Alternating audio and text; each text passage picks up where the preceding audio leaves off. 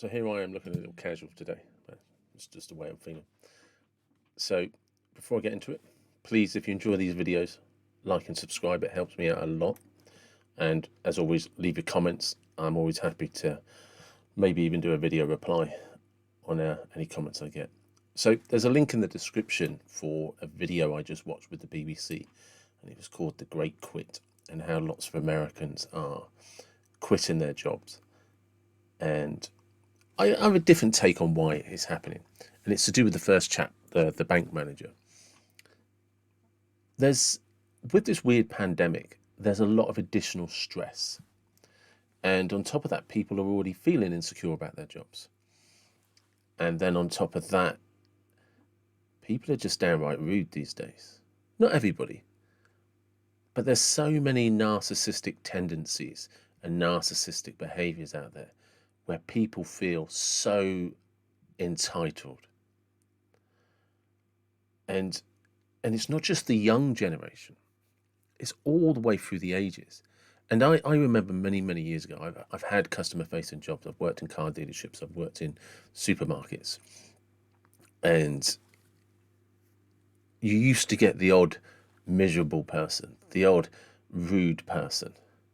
But generally, 99% of your customers were pretty cool.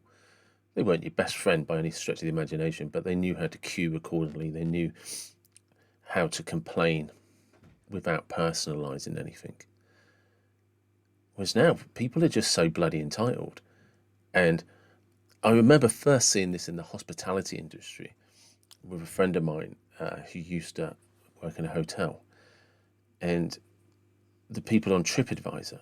And it actually became a problem for TripAdvisor because people just complained about everything. And for a while, there was no right of reply, and then people were allowed to reply.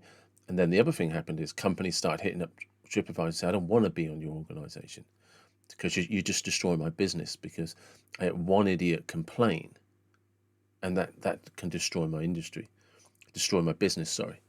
And all it's done is the whole world, well, the Western world, has become these self-entitled moaners, just like these weird narcissistic arseholes. And it's both sexes all through the ages, and they go into anywhere that front desk and customer service and frontline services, anything like that. And they just try and destroy people. And like I said, many years ago when I was in that industries, we used to get people like that, and they'd come in, and the one thing they all knew is that you had to follow a protocol, no matter how rude or shitty they were to you, because if you didn't, they could just contact your manager, say, "Oh, I want to speak to the manager," and you would get into trouble for them being an arsehole, even though you'd done everything that you could possibly do. And this is what's happening now, especially with the internet. And just silly things like,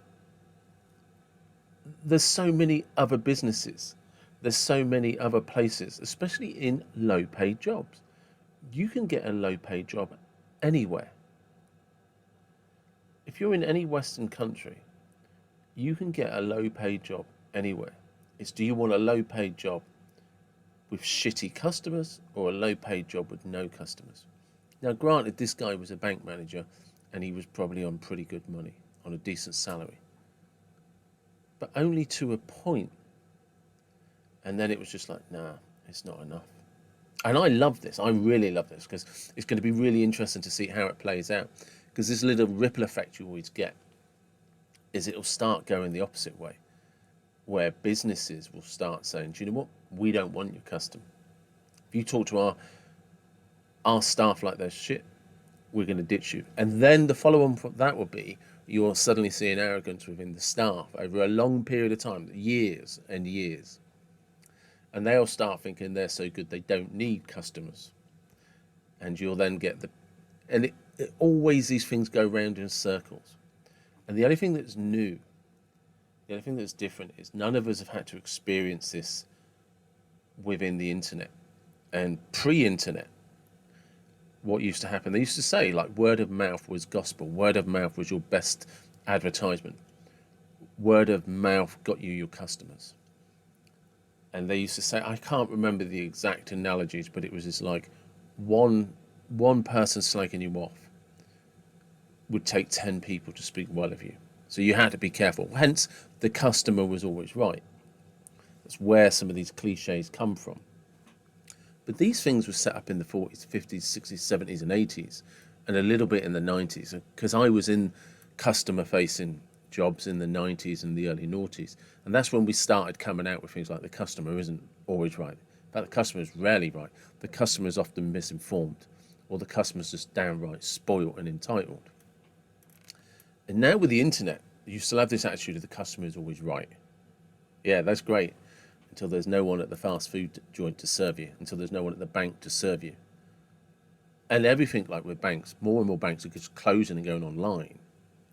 And again, I promise you, it won't be long before you start seeing some banks reopening. Just like used to, everybody was an Indian call center. It all started coming like with back to the UK and back to the States, because people, I don't want to talk to somebody I don't understand. I want to talk to somebody that understands me. I need somebody to understand what it's like in the United Kingdom. I don't need somebody to just say yes to everything and not actually understand what I'm trying to explain or why it's a problem for me. I don't need somebody to say, no, sir, you don't understand. Well, it's my bank account, or it's my telephone account, it's my subscription. I know, I understand perfectly well. And when every language has its nuances and tones and dialects, and if you're not from that country, if you're not fluent in the way that a resident is, you don't get it. And these things got lost, and so lots of call centers come back. And I've gone off on a bit of a tangent there. But what you're going to see is more and more people are just not going to take up the vacancies. The service is going to get shittier and shittier. And people are going to start realizing, the companies are going to start realizing, it's the customer's fault. And customers are going to have to start being trained. They're going to start setting standards. And again, like I say, it's 10, 20 years, it will come back round and customers will become spoiled and entitled again. Because money talks. Money is the big motivator. And by that, what I mean is, big organisations, the bigger the organisation, in my experience, the less they really give a shit about the welfare of their staff. And the less they give a shit about the welfare of the customers. In my experience, what they care about is revenue. And they will follow the revenue streams. And they always try to cut costs to make more money. Whenever you've got something that's going really, really well, an accountant will come along, or a business consultant will come along and want to know how we can automate it better or streamline it better.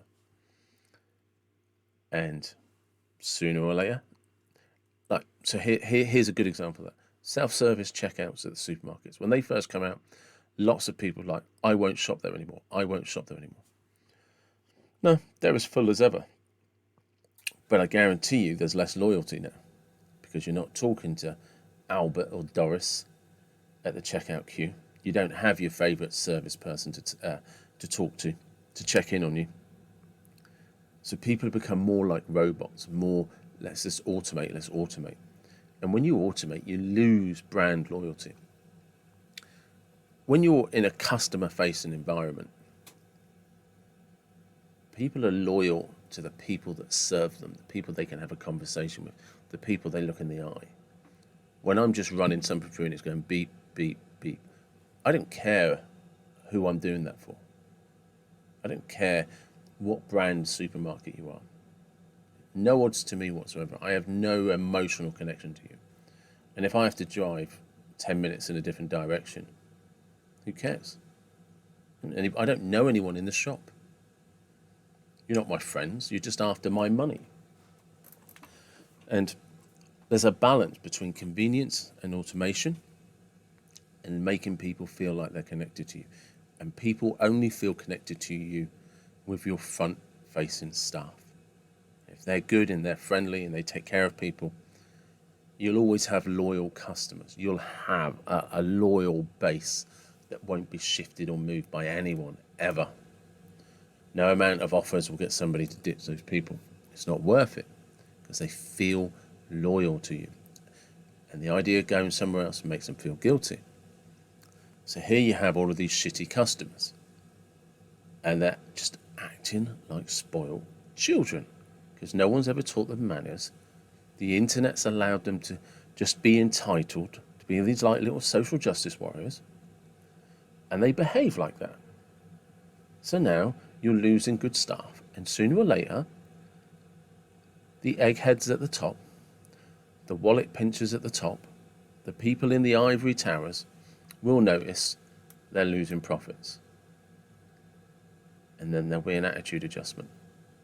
Not because of the welfare of the customers, not because of the welfare of the staff, but because of the welfare of the bank balance. And the bank balance speaks, and it's the loudest voice, and you can't silence that volume. And when the big boys start losing money, that's when the big changes happen.